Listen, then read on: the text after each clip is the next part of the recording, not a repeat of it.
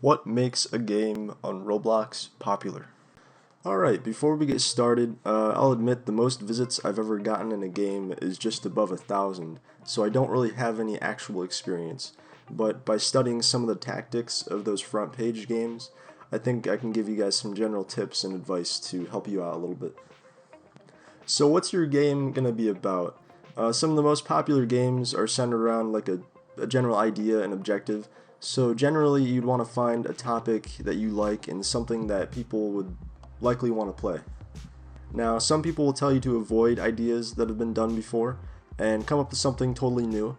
Now that's a great idea, but I know that's not always an easy thing to do. So one thing you can do is, for example, if you want to make a zombie game, take a look at all the other zombie games on Roblox and look at what they do well and what they do poorly with.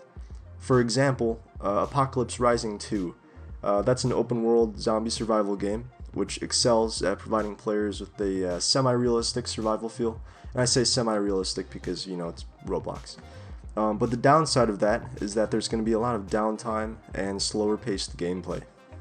So, something you could do with your game could be to improve upon the open world zombie survival concept by adding in more opportunities for action and faster paced gameplay, which might attract more people to your game. So in short, you're going to want to look where popular games on the front page fall short and even what they do well with, and try to improve upon that. Ultimately, it's going to make people want to play your game more than those front page games. Now, when it comes to actually building your game, it's not something you're going to be able to do overnight. It's going to take some time and dedication and definitely some attention to detail. So, while you don't necessarily have to know how to script for your game to be successful, it definitely helps a lot with getting your game out there and rolling and attracting more people into your game. Now for me, I never really knew how to script, so I would always just make something that I thought looked cool and I'd share it with some friends.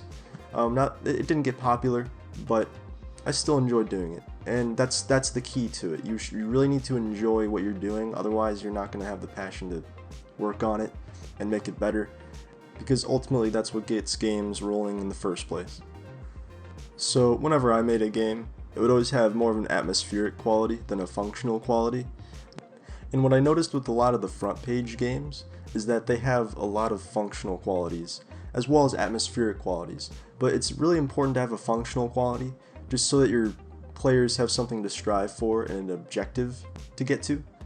Now, an atmospheric quality is definitely really important too, because that sets the theme and vibe of your entire game, so it's equally as important. Now, on to actually getting your game out there. I'll be honest, the front page games definitely used a lot of advertisements, which probably cost a lot of Robux initially. Now you can totally go with that route. There's nothing wrong with the advertising route. It's definitely an effective way of getting visits quickly and efficiently, but the retention of that popularity also relies heavily on the quality of your advertisements, and the quality of your game especially. Now I realize the average Roblox creator doesn't have a lot of Robux floating around. I know I certainly don't. So I'll give you guys some alternative tips that helped me out when I was trying to make my games. First things first, you're going to want to talk to your friends, go into games, talk to random people about it, especially go into games that are similar to the idea you're trying to create.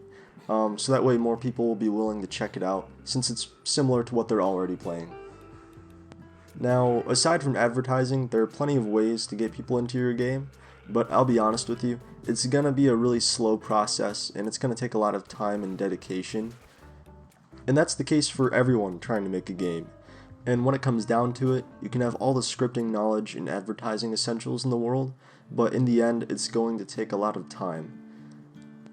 Alright, that's about it for today. If you have any questions, go ahead and leave them down in the comments section below, and I'll see you in the next one.